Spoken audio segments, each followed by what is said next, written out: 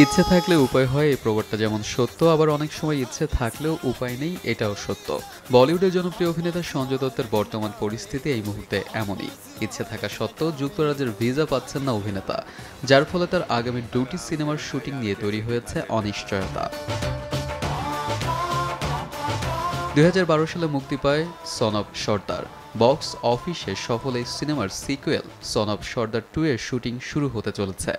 অজয় দেবগন এবং মৃণাল ঠাকুরের এই সিনেমায় খলনায়কের ভূমিকায় ভাবা হয়েছিল সঞ্জয় দত্তকে, আর সিনেমার একটা বড় অংশের শুটিং হওয়ার কথা ছিল স্কটল্যান্ডে।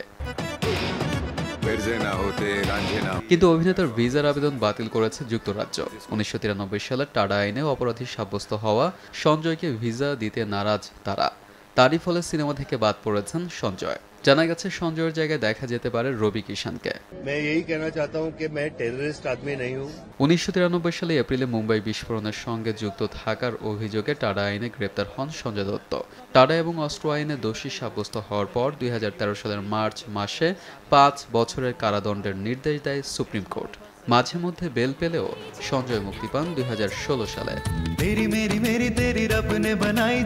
তারপর থেকে নিয়মিত অভিনয়ের সঙ্গে যুক্ত রয়েছেন তিনি। মাঝখানে অসুস্থতার জন্য খানিক বিরতি নিয়েছিলেন। এবার আবার সিনে দুনিয়ায় ফিরবেন এমন প্রত্যাশাই ছিল তার। এদিকে যুক্তরাজ্যের ভিসা না পাওয়ায় সঞ্জয়ের অন্য একটি সিনেমা হাউসফুল 5ও সমস্যায় পড়তে পারে। আগামী সেপ্টেম্বরে লন্ডনে এই সিনেমার শুটিং শুরু হওয়ার কথা রয়েছে। তবে এই বিষয়ে কি ভেবেছেন প্রযোজক সাজিদ নাদিয়াওয়ালা?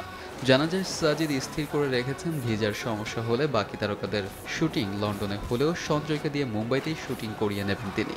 ফলে হাউসফুল 5-এর ক্ষেত্রে সমস্যা হওয়ার সম্ভাবনা কম।